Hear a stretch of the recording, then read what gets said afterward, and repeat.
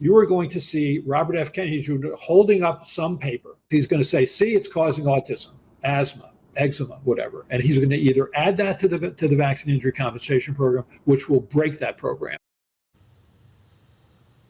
There you have it.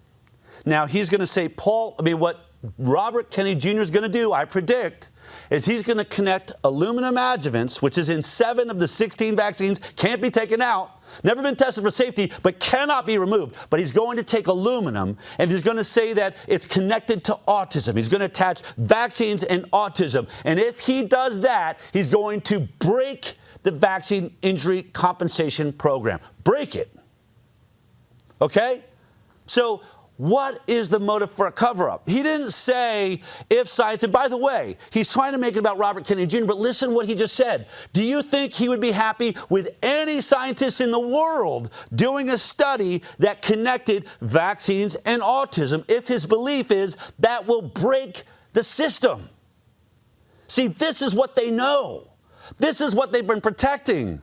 It doesn't matter if it's Robert Kennedy Jr., Del Bigtree, or, Dr. Marcus Zervos at Henry Ford Health Systems at the heart of our film and inconvenience study. There can never be a connection between vaccines and autism, or the system will break. I posted about this video. This is what I wrote in my post this week. And by the way, if you're not following me at Del Bigtree, you should, because I have rants too in the middle of the night like Donald Trump. Dr. Paul Offit accidentally admits the real motivation behind the autism cover-up. If aluminum is found to cause autism, it will break the vaccine program. He is correct.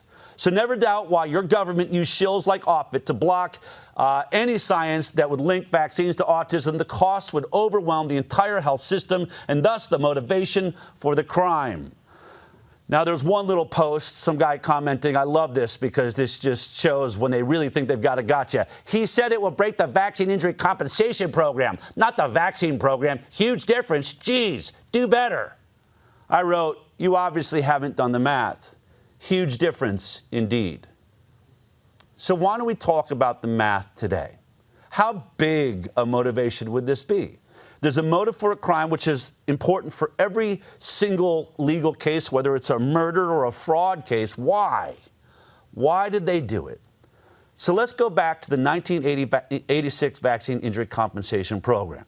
This is the moment in the United States of America that the pharmaceutical industry said to Ronald Reagan and our Congress, we are losing so much money from death and injury cases, we cannot make a profit. Their statement, not mine.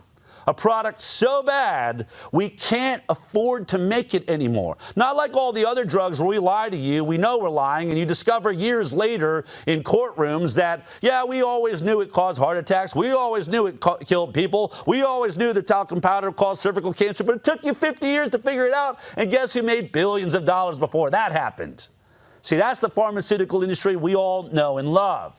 But in this case, it had caught up with them. So many lawsuits, they couldn't make a profit. Ronald Reagan hates the idea. He doesn't want to give liability protection. But what's he going to do? He doesn't want to see the end of the vaccine program, especially somewhere in the future there's going to be a biological attack. How are we going to make vaccines to protect ourselves? And so with his hands tied behind his back, he signs on to the 1986 Vaccine Injury Compensation Program, which takes all liability away from the pharmaceutical industry and puts it all on the government of the United States of America, and specifically a Vaccine Injury Compensation Program, VICA.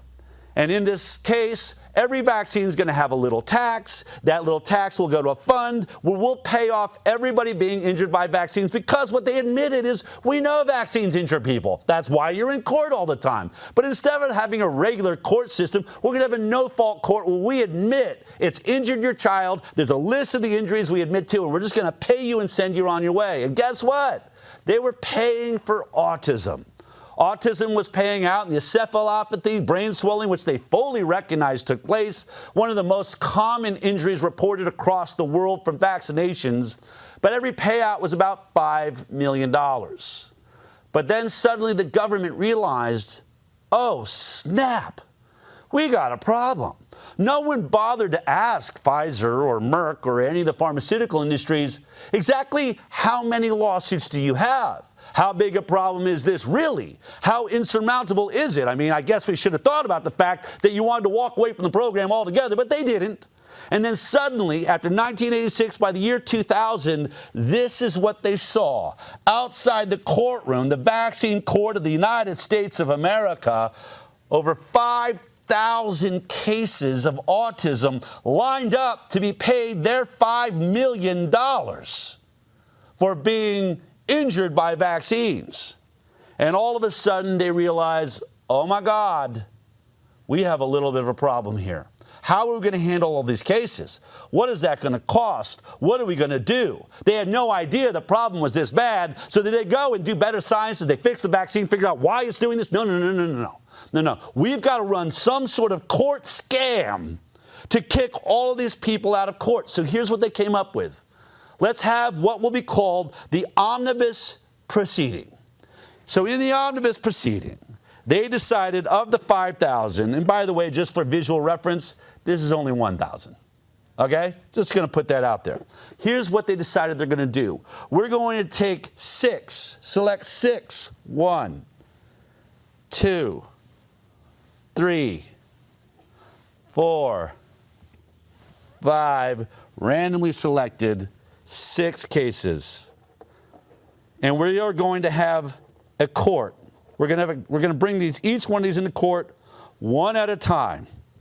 If any one of these randomly selected cases ends up proving that vaccines can cause autism, then the 5,000 will get their day in court. But if we get lucky enough that none of these 6 cases can prove a connection between vaccines and autism, this will be over. This will not be our problem. And so this is how it goes down. Case number 1. Michelle Cedillo. Michelle Cedillo ends up in this court case. They decide that because of the leading witness in the world, the leading authority on vaccines, Dr. Andrew Zimmerman, states unequivocally that there is no mechanism by which a vaccine could have caused Michelle Cedillo's autism. Therefore, this case is thrown out. It loses. It's done. Okay? 1 down, 5 to go. Next up, Hannah Poling. Now, Hannah Poling, same thing, regressed into autism right after vaccinations. Only one problem here. Hannah Poling's father is a neurologist, John Poling. And to take it one step further, John Poling works inside of the same health system as Dr. Andrew Zimmerman, the world's leading authority on autism and the primary witness for the Department of Justice. Yes, the government that is fighting these poor parents. The government's against them. You against the government of the United States try to beat us. Well, John Poling says, hey, Dr. Zimmerman, we are colleagues. I want you to look at the health records of my daughter because I'm a neurologist. I've tracked her all the way along. I can show you something I never would believe my own eyes. My daughter did regress into autism right after vaccinations. Obviously, I gave her vaccines because I went to the same med school you did, and I thought they were perfectly safe. But she regressed into autism before our very eyes. Here's videos. Here's proof.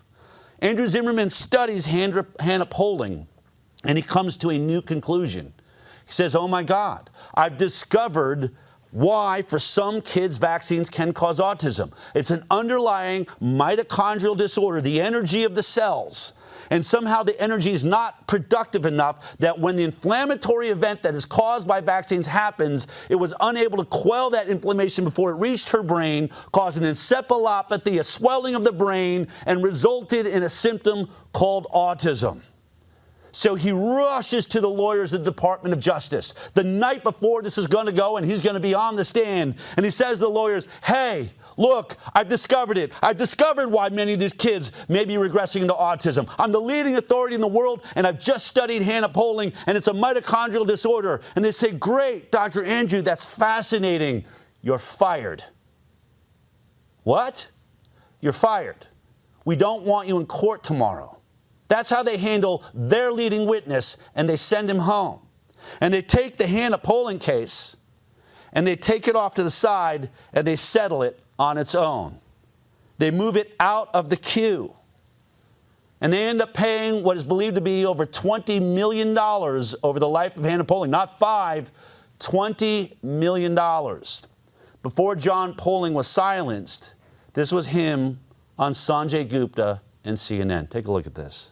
We are here with Dr. John Poling. He is, first of all, he's a neurologist. He's also the father of Hannah Poling, as you just mentioned. Her autism, her case of autism diagnosis was conceded by the federal government as having been contributed to by vaccines. That was a pretty startling thing, I think, for a lot of people to hear. We talked to a lot of experts about this. They say, look, vaccines in no way cause autism. You're a neurologist. You're also the father of Hannah. What do you say? Well, I think you bring up a really important point, is that the government, actually the Department of Health and Human Services, conceded that my daughter's medical problems, which are autism, encephalopathy, seizures, were brought on by vaccination. You know, that's startling, I think, for a lot of people to hear that, because we've been taught for so long. You're a doctor, I'm a doctor. We go to medical school, we hear this, vaccines, obviously. There's so many good things about vaccines. They prevent, life-threatening illnesses that we've heard about. But in your daughter's case, it turned out to be a problem. I wouldn't have believed it till it happened to me. To be honest with you, as a doctor, until it happened to me, until I saw the regression, until I saw a normal 18-month-old toddler descend into autism, I wouldn't have believed it was possible. So what you believe is that did Hannah have some sort of predisposition, and then the vaccines tipped her over the edge into developing autism? What is your belief now? Well, I don't think that vaccines are the only way that you can tip over a child like Hannah to regress and have an encephalopathy and have regress into autism. There are probably multiple triggers. In my daughter, clearly it was the vaccinations. That was our experience. As far as other families' experiences, it may be different. The other cases that were at Johns Hopkins, there were only a few like Hannah, and then others regressed for other reasons. It's not really a known entity. I mean, I don't know, for those of you that may be new to this show, maybe that's the first time you've ever watched that. So anyone that tells you that it's never been proven that vaccine cause autism, it has been proven in court. And Sanjay Gupta knows it when he says this on television ever since. We don't know what causes autism. I mean, that's fair to say. We're not sure as a scientific community what causes autism, but we know that vaccines do not. I wonder when he's saying that, every time he says it, is it in the back of his head going, Hannah Poling, don't think about Hannah Poling, forget about Hannah Poling, forget about John Poling, forget about the science, forget about winning in court, just keep saying it, I don't know. I don't know what makes Sanjay Gupta tick, but I do know for a fact that is one doctor and one scientist that knows for a fact that this case right here was thrown out of court, hidden from the public, silenced after that video, and settled for $20 million. So next up, Yates Hazelhurst. This child does have a mitochondrial disorder, autism right after vaccinations. They end up running the case, and instead of Andrew Zimmerman showing up, what do? We look at the case right here. They don't bring him onto the stand, but boy, do they quote him. They still quote Andrew Zimmerman in the testimony. There is no scientific basis for a connection between the MMR vaccine or mercury intoxication and autism, despite well-intentioned and thoughtful hypotheses and widespread beliefs about an apparent connections with autism and regression. There is no sound evidence to support a causative relationship with exposure to both or either MMR and or HD, mercury, all of these things. That was Zimmerman's statement. So they knew he'd evolved his statement. They took this case, fired him, took this case and settled it, but kept using his original statement. Total and complete fraud by the government of the United States. That is a fraud, hands down, by the Department of Justice, committed fraud, and then threw out this case and everyone others, not on their own, using Zimmerman, but lying about what his understanding was because he had finally learned and woke up and they wouldn't let him to a courtroom. This is what took place. And why did it take place? What is that motive Paul Offit's talking about? This is what Paul Offit's talking about. If it is ever determined that Hannah Poling was right, had this case ever gone how it had, suddenly every one of these people are going to be lined up in this courtroom with the potential to win $5 million. So let's do some math. When Paul Offit says it'll break the system and some dork is telling me, he just said the vaccine injury compensation program, not the whole vaccine program, Del. Get real. Oh, yeah? You haven't done the math, so we'll do it, shall we? There are, at this moment, in 2007, in this case, there are 5,000 cases, right? Let's multiply that, shall we, by the average payout of $5 million. What does that equal? $25 billion is what was potentially at stake for our vaccine injury compensation program. To date, right now, as we understand it, there's somewhere between 4 and 5 billion complete totally in the system. It's paid out 5, has roughly 4.5 billion in the trust to pay awards. Right now, after 40 years of existence, it has 4.5 billion. So it's going to come up really short. Back in 2007, if we are going to pay this out, $25 billion. I have news for you. That doesn't just flatten the vaccine injury compensation program. Obviously, it doesn't have that much money. And this is just autism. How far does this go? This wipes out HHS. This wipes out the vaccine program. This potentially wipes out your entire health department. HHS gone. What does it do with the government? And it made me think, and where I really started thinking about this was Jason Chaffetz was a congressman that was the head of the OGR committee. He actually watched Vaxxed and was really into Vaxxed. Check out those numbers by 2009 to 2017. But he'd watched Vaxxed, and I had several meetings with him. In fact, I was joined by Mark Blaxell, who was actually at the ACIP meeting today reporting on behalf of the CDC. But Mark Blaxell and I were sitting in a meeting with Jason Chaffetz multiple times, and he was really curious about Dr. William Thompson. But he said something in the second or third meeting that I had with him over the course of many months, because we were trying to get him to bring Dr. William Thompson in front of the Congress to have a public hearing to hear about the fraud that he was talking about, the center of Vax, of course, the cover-up of the MMR autism vaccine study that clearly was manipulated. They kicked half the kids off the study, committed fraud at this exact time period, by the way. Same time period. Remember, the government is looking at a $25 billion bill that cannot pay. So we've got to do this. We've got to do the omnibus proceeding. We've got to do a fake study, a fraudulent study inside the CDC. Oh, guess what else is happening? Over in England, they're destroying Andy Wakefield's connection to the MMR vaccine because England's got the same freaking problem. Billions and billions of dollars. You got to ruin this guy's career because he's on to something. He even in this paper says, look, I'm looking at 12 kids. It looks like autism's connected to some bowel disease that they got while they got the MMR vaccine. He says this doesn't prove causation, but means we should study it further. That was the big smoking gun that destroyed Andy Wakefield's job. Daring to say to someone like Paul Offit, just study it. Yo, bro, if we study it and we find out that it causes autism, we are effed. $25 billion. So Jason Chaffetz, and I'm sitting there across from him, and he said something that took me a while to figure out. He said, Del, if we call, William Thompson in front of America, what will happen? I mean, in all honesty, how big do you think this is? Where does this end? I didn't quite understand what he meant, but as I laid in bed that night and many after, I thought, he's right. This is like the first time you divide atoms. You're going to blow up a nuclear bomb for the first time. There's a question. Do the atoms ever stop splitting? Do they ever stop? Does it kill everything in sight? Because certainly at $5 million a case, it's going to destroy the CDC and all the CDC credibility if we discover that the government lied about the safety of this product, that it actually causes autism. CDC is screwed. $25 billion? No. Wait, what are we at? Like a $6 billion budget, I think, for HHS? Screwed, gone. All of the health departments. But then you got to start imagining Jason Chaffetz is sitting there going, but what about the government itself? What happens to the government of the United States? What happens about my job? What happens about the president? What happens about the greatest nation in the world? What does a $25 billion bill do? Oh, wait a minute. Hold on a second. That was $25 billion back in 2007. Where would we be at right now? Hey, how about we run those numbers?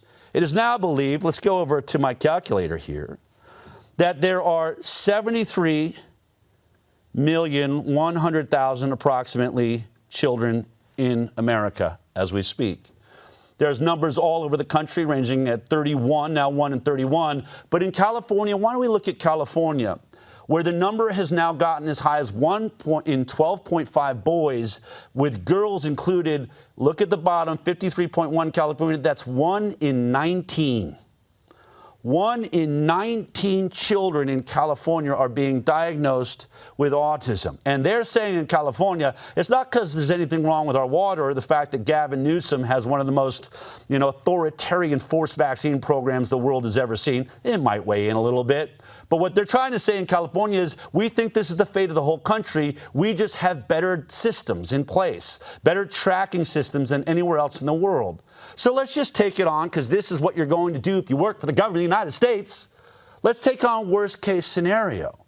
So if we go ahead and say, all right, so 1 in 19, let's divide 73.1 million by 19. That means that there's potentially 3,847,000 cases of autism in America right now. Now imagine if it comes out, whether it's Robert Kennedy Jr. or just decent science, that proves that vaccines actually can cause autism, which makes perfect sense.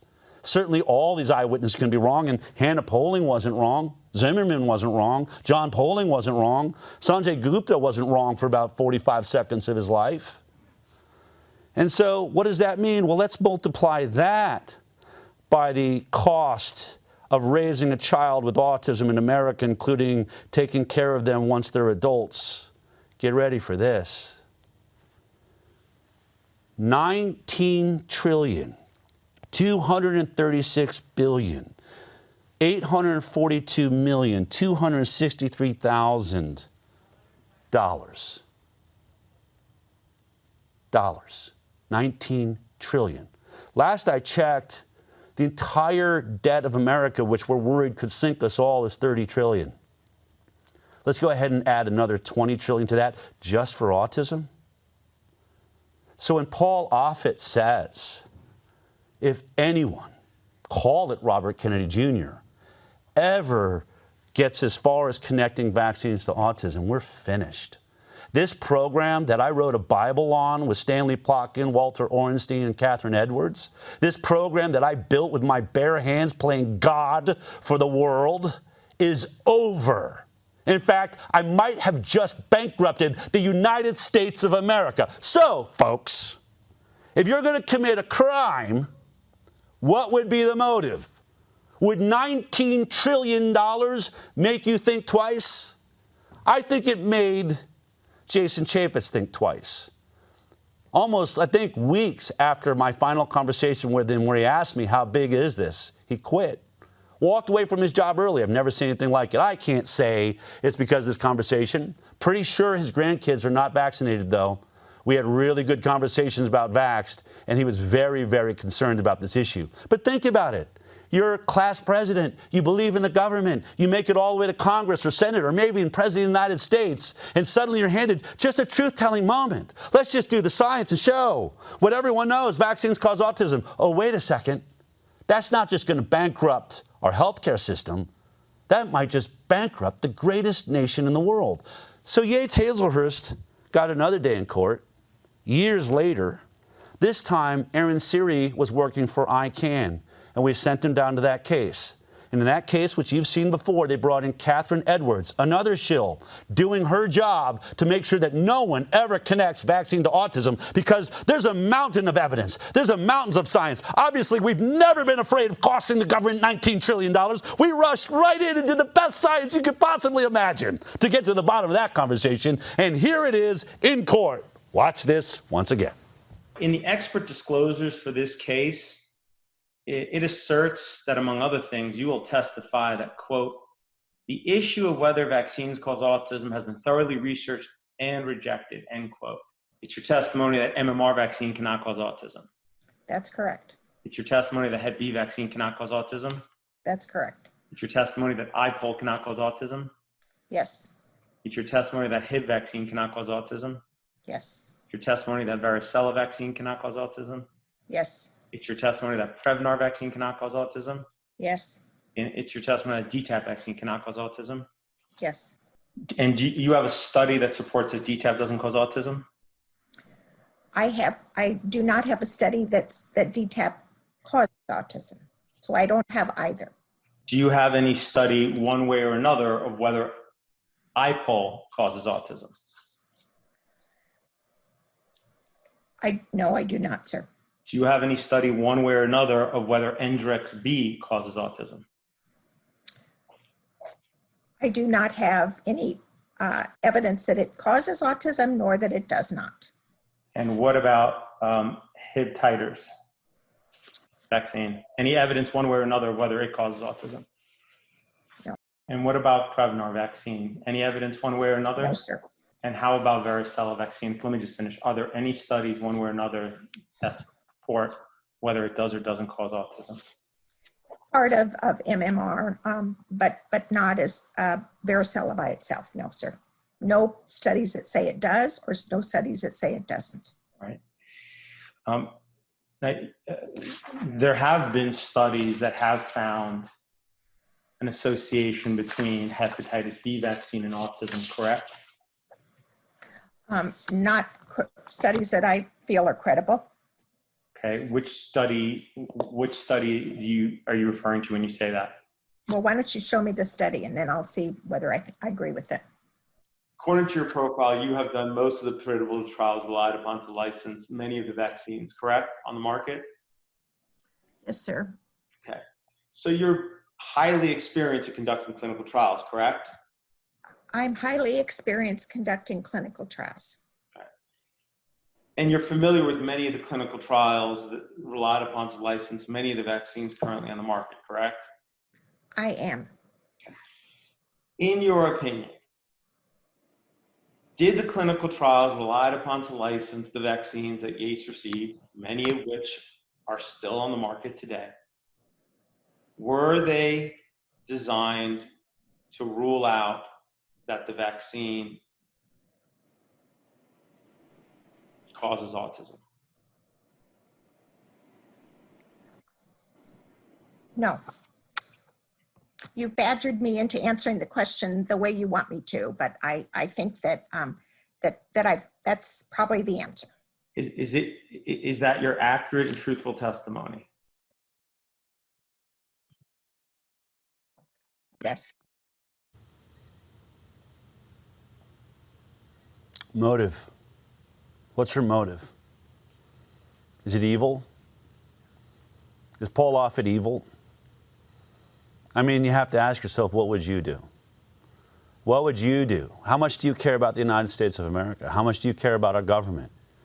If you realize that doing a study, which clearly we've proven over and over again, and Catherine Edwards just admitted, we've never done any study because we're too afraid that if we found a connection, it would bankrupt this entire system. Forget about our egos. Forget about our dream of going down in history as the great, gods that made us better than God created us himself.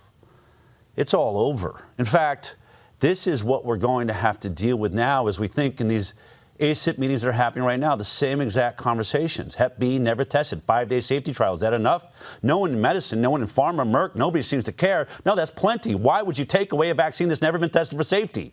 What are the risks? We don't know the risks because you refuse to do any science because you're so afraid of these numbers, as you should be.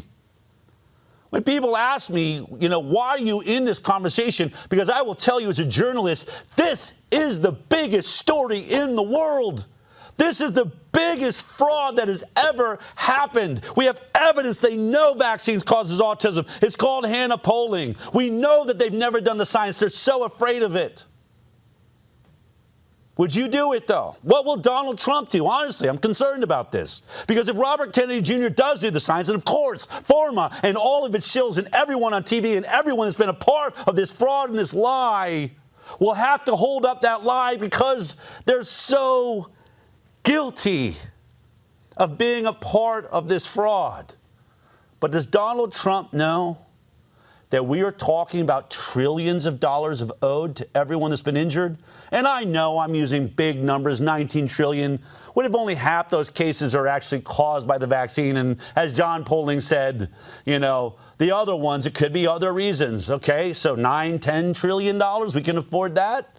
That's only going to wipe out the vaccine injury compensation program, folks. There is not a bigger fraud. There's not a bigger story that's ever happened in our lifetime. And that is what's happening. That's what's beginning to happen at the advisory committee meetings. But I will say to you this. There are those that could honestly say that what Paul Offit is saying is true. And whether or not vaccines do cause autism, he's trying to protect the United States of America, and frankly, every nation in the world that's been a part of this fraud, because they're all going to be bankrupted if they get sued for what they've done.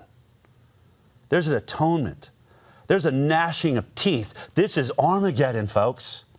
That's what is at stake. So when Paul Offit tells you there's been science done, would you ever trust science done by someone that is hanging with a noose, that should they discover what they don't want to find, it is going to destroy them and everything and the nation they live in? That is the motive. That is the motive for the greatest crime that's ever happened. And it's why Paul Offit has been perfectly happy to say this to every parent of autism and everyone that's ever been lined up. F you.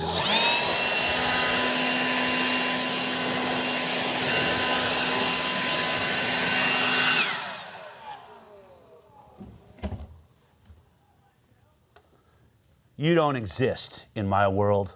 I don't care about you. I will never do the studies because I have a lie to uphold.